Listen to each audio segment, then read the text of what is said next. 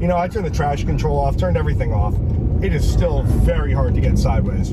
That Subaru symmetrical all-wheel drive is no joke. They have made a car that is really, really hard to f up in. Hey folks, how's it going? I'm here today in the all-new 2025 Subaru Forester. And it might not look completely different than the car it replaces, but trust me, it's a lot different both inside, outside, and underneath. Specifically what we're driving today is the Subaru Forester Sport. It's kind of the fun one of the group. You get cool little, you know, like copper accents on the interior and exterior. It looks really nice. It's also the youngest demographic for Subaru Forester buyers, and because, like me, everyone who reads Jalopnik is young and full of life, I figured we should take this one for a ride.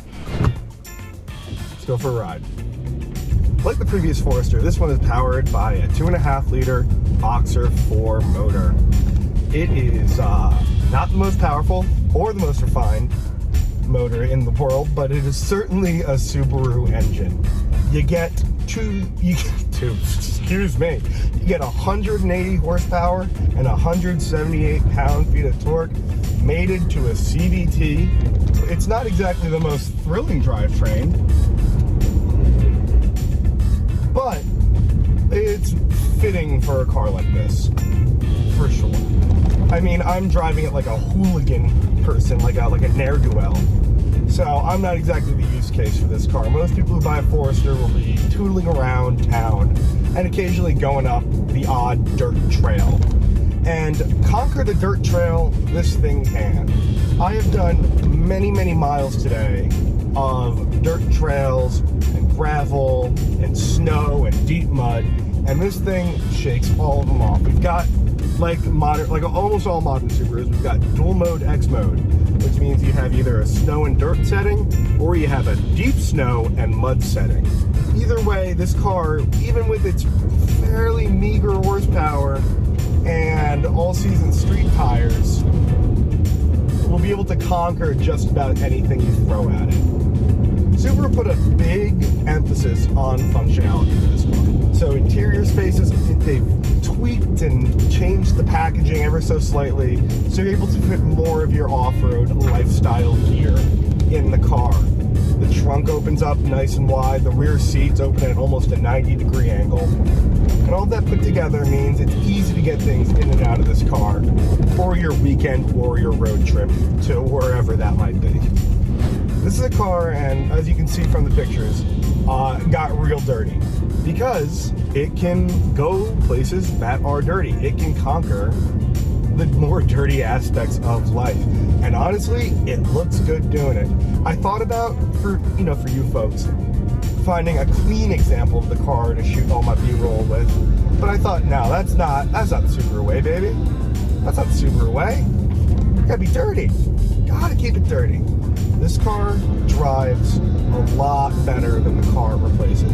It's a lot quieter. It is lacking some of that, kind of tinniness, I guess you could say, that other Subarus in the past have been known for. It definitely feels a lot more refined, and that's a forest fire over there. That's pretty neat.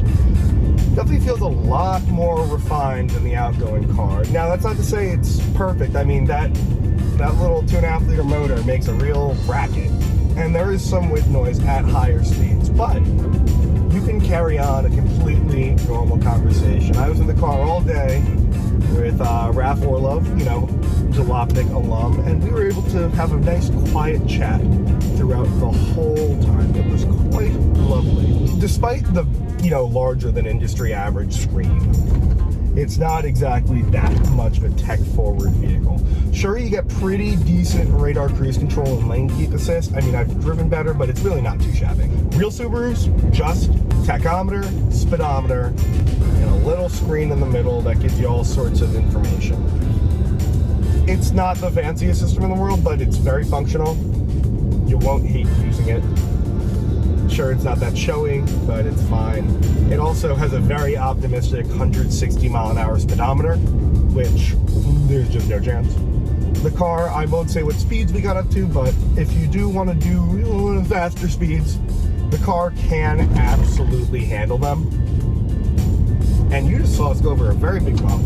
And while my camera shook a ton, the car remained relatively composed. It's got really solid suspension.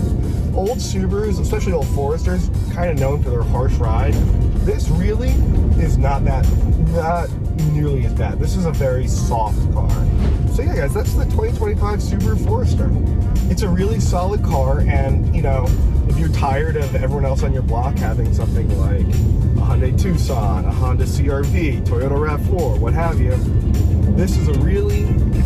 Oh, are you kidding me? I was so close. This car is a really, really compelling alternative to all of those cars. And you know what? You get all-wheel drive as standard. It's a Subaru, guys. What's not to love?